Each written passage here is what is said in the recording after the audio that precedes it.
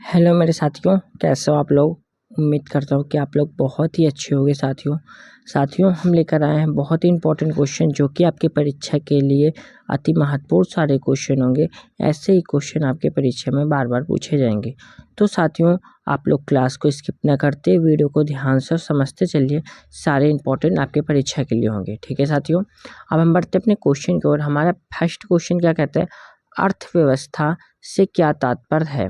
तो अर्थव्यवस्था से तात्पर्य यह है देश की समस्त आर्थिक गतिविधियों का समन्वय है। ठीक है, ऑप्शन नंबर सी बिल्कुल इसका राइट आंसर होगा। ठीक है साथियों, अब इसमें एक इम्पोर्टेंट पॉइंट क्या है साथियों, हमारा अर्थव्यवस्था यानी अर्थशास्त्र का व्यवहारिक पक्ष है। इसके अंतर्गत किसी क्षेत्र विशेष, देशों के समूह अथवा विश्व में होने वाली समस्त आर्थिक गतिविधियों जैसे उत्पादन, उपभोग, विनिमय, वितरण, राजस्व आदि शामिल किया जाता है। ठीक है, अब हम बढ़ते अपने नेक्स्ट क्वेश्चन की ओर साथियों। नेक्स्ट क्वेश्चन क्या कहता है हमारा, आधुनिक अर्थशास्त्र का जनक किसे कहा जाता है। आधुनिक अर्थशास्त्र का जनक किसे कहा जाता है, तो एडम स्मिथ को कहा जाता है। किसे, एडम स्मिथ को कहा जाता है। ऑप्शन नंबर ए बिल्कुल इसका राइट आंसर होगा। ठीक है साथियों, अब इसमें एक इम्पोर्टेंट पॉइंट क्या है साथियों, हमारा आधुनिक अर्थशास्त्र का जनक एडम स्मिथ को कहा जाता है। एडम स्मिथ ने अपनी पुस्तक वेल्थ ऑफ नेशंस 1776 ईस्वी में आधुनिक अर्थव्यवस्था के मूल बिंदुओं को चिन्हित किया। एडम स्मिथ ने इसे पुस्तक में अर्थव्यवस्था के संदर्भ में अदृश्य हस्त की अवधारणा भी दी है।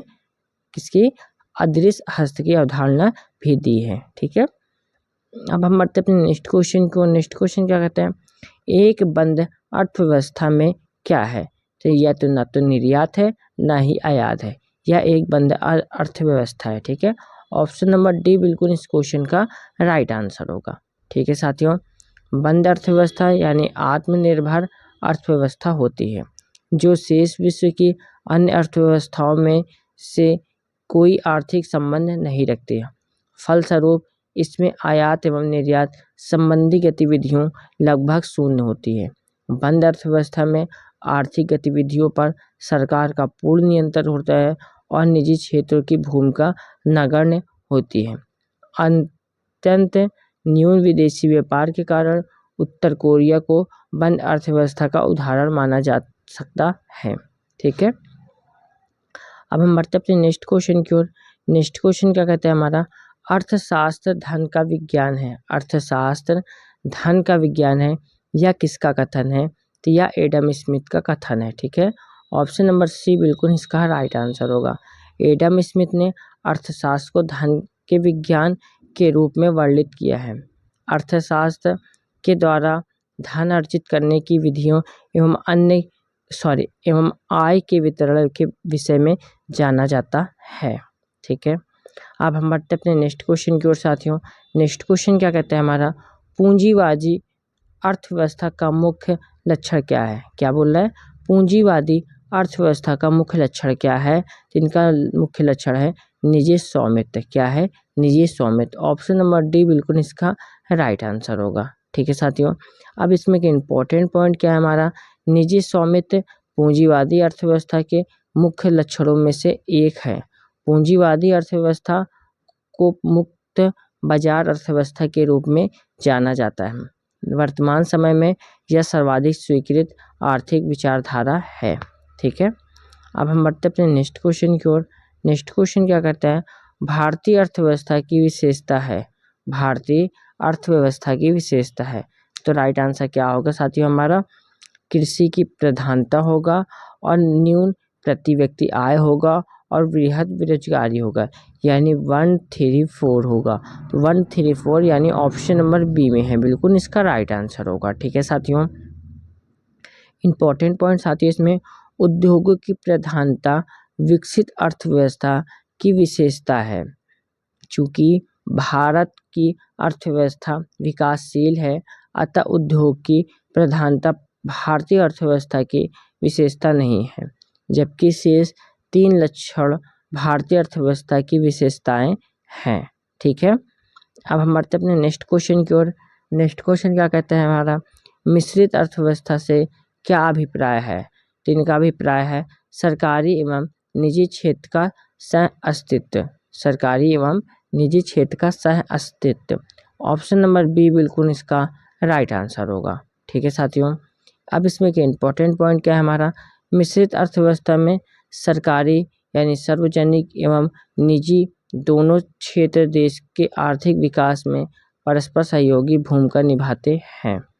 सरकारी क्षेत्र जहां देश के वंचित वर्ग के कल्याण के उद्देश्य से कार्य करता है, वहीं निजी क्षेत्र अधिकतम लाभ के उद्देश्य से प्रेरित होता है।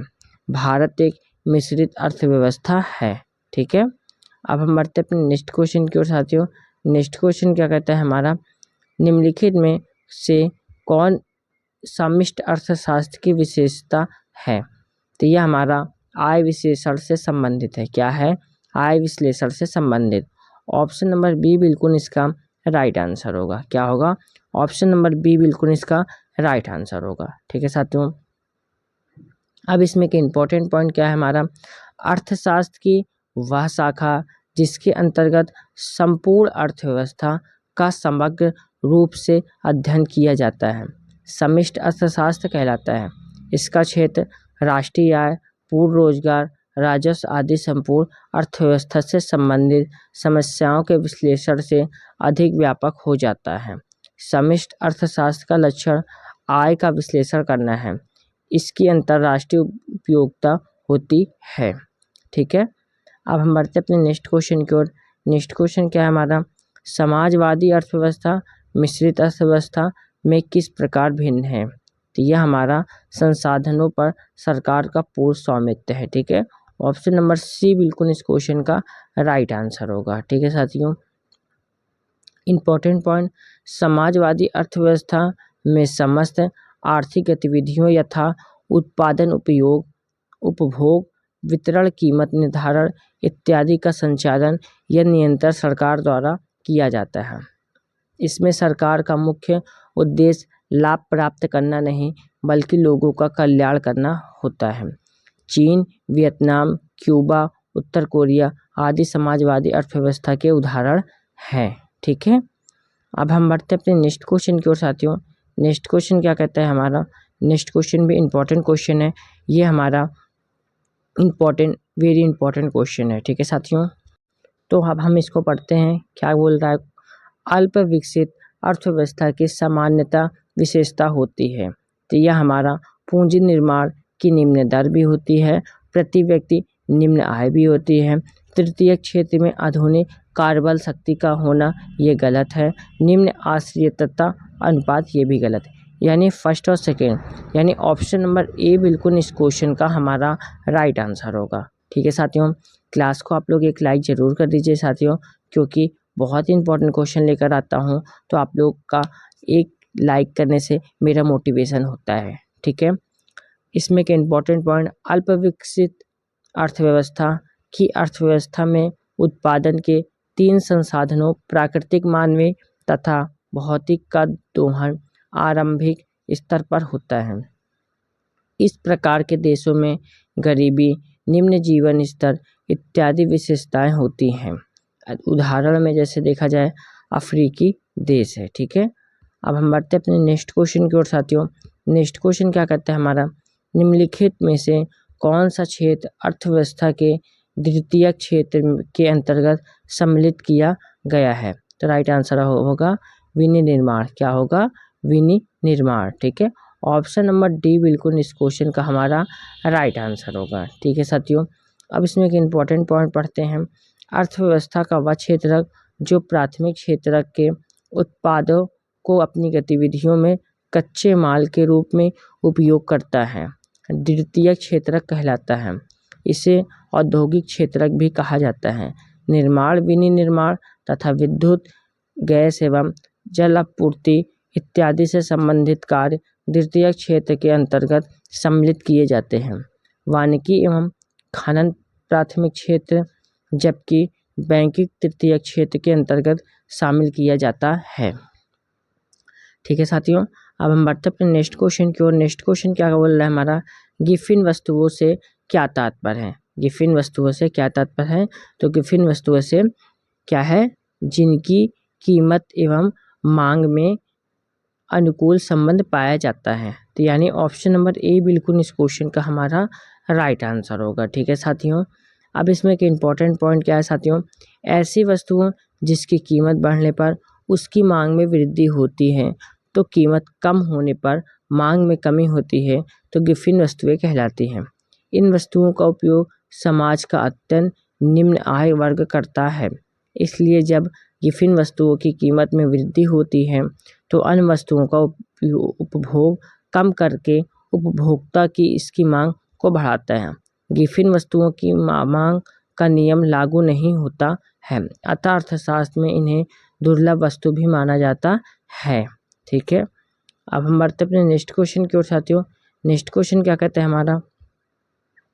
विश्व बैंक द्वारा वैश्विक अर्थव्यवस्था वर्गीकरण में भारत को किस श्रेणी में रखा गया है? तो भारत को हमारा निम्न मध्यम आय वाले देश में रखा गया है। Right answer option number B होगा हमारा। ठीक है साथियों, अब इसमें एक इम्पोर्टेंट पॉइंट क्या है हमारा?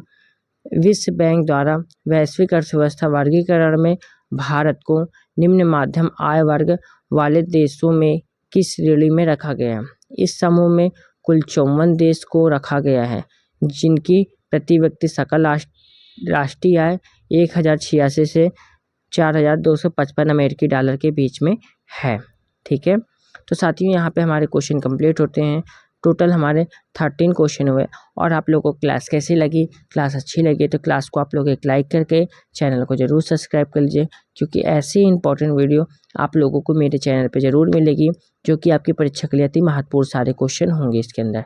ठीक है साथियों, टेलीग्राम के चैनल आप लोग ज़रूर ज्वाइन कर लीजिए, क्योंकि सारे क्लास की पीडीएफ आप लोगों को वहीं मिल जाएगी। ठीक है साथियों, जय हिंद, जय भारत।